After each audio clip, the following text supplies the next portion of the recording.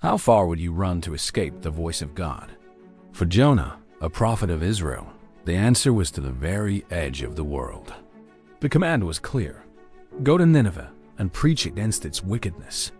But Jonah, consumed by fear and anger, chose a different path entirely. He fled to the port of Joppa, finding a ship bound for Tarshish, the opposite direction of his divine mission, hoping to disappear across the horizon. But no ship is strong enough to carry a man away from the Almighty. As the coastline vanished, the heavens began to brew a terrifying response.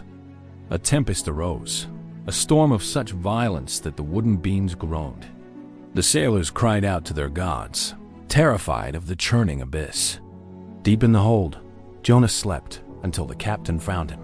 Knowing the storm was his fault, Jonah told them, "Pick me up and throw me in." With heavy hearts, they cast him into the foam.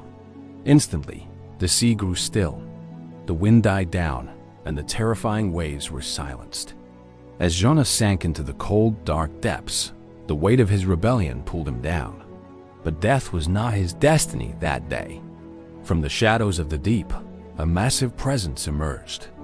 A great fish, sent by divine will, opened its mouth to swallow the prophet whole. Inside the belly of the beast, Jonah lived. For 3 days and 3 nights, he remained in the damp, echoing darkness of the creature's ribs. In the depths of his despair, Jonah finally surrendered.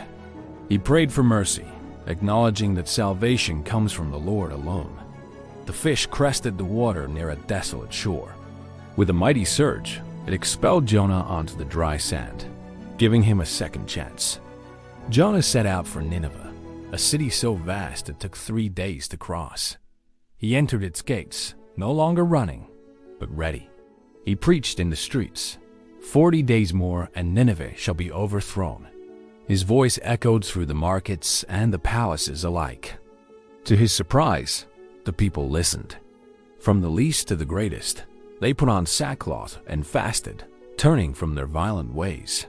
The king himself stepped down from his throne, covered in ashes. Seeing their change of heart, God spared the city from destruction. But Jonah was angry.